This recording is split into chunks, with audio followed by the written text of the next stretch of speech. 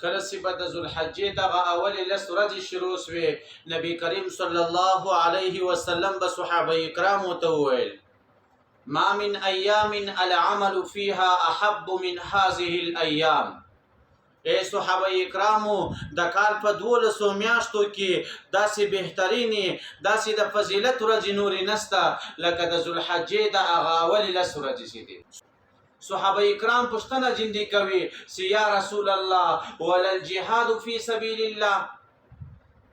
آیا تر جهاد هم په دغه ورځو کې عبادت کول ډیر ثواب لري؟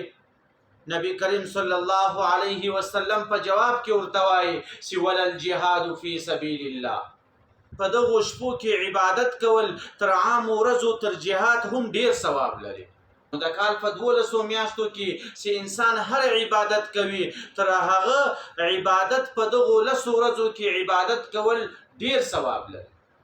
حتی تر جهاد لا هم ثواب زیات تا چې په عام ورځو کې جهاد کول د دغه ورځو عبادت تر هغه جهاد هم ډیر فضیلت لري. نو په دې شپو کې اول بهترین عمل دا دی چې ما او تا باید قرباني وکړو،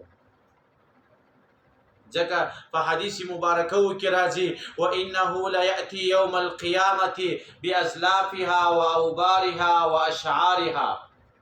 په ورځ د قیامت باندې به دغه قرباني باندې راتګ وسي، دغه غوښې د دې هډونه د دې ویشتان د دې وړۍ به دا به د انسان په عملنامه کې تلل کېږي. وانه لا يقع عند الله بمكان قبل ان يقع دمها على الارض، دغه قرباني وینه تر مځکې پورې نه وي رسېدلې، دا د الله تعالی په در کې قبول شي. او نبی کریم صلی الله علیه وسلم فرمایي فطيبوا بها نفسا، تاسو په دغه باندې ځان خوشاله کړئ چې الله تعالی تاسو ته په یو ویشته باندې تاسو ته نیکی درکوي، او د الله تعالی په در کې داسې قبلی شي دا قرباني چې د دې وینه مځکې ته نه وي رسېدلې، د الله تعالی په در کې دا قبوله وګرځي. او دوهم عمل په دغه شپو کې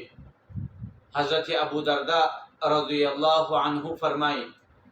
چې کله به دا شپې راورسېدې د به خلکو ته ویل چې په دې شپه کې په دغو شپو کې استغفار ډېر وایاست او په دغو شپو کې له الله تعالی څخه دعاوې غواړئ او په دغو شپو کې خیرات او صدقات ډېر کوئ. دی فرمایي چې ما نبی کریم صلی الله علیه وسلم څخه اورېدلی دي چې نبی کریم صلی الله علیه وسلم وفرمایل چې زما د امت هغه انسان به ډیر برباد ډیر تباه او هلاک وي چې پر چا باندې دغه لس مبارک شپې راسي او پر ده باندې داسې تېر شي لکه عام شپې. نو په دغو شپو کې موږ تاسو ته پکار ده چې موږ تاسو عبادت وکړو او په دې کې خیرات او صدقات وکړو، او په دغه لسو شپو کې یوه ورځ روزه نیول. حدیث مبارکه کې راځي چې صیام کل یوم یعدل من صیام السنه، په دغه لسو ورځو کې یوه ورځ روزه نیول الله تعالی و انسان ته د یوه کال د عبادت ثواب ورکوي. وقیام کل لیلة یعدل قیام لیلة القدر،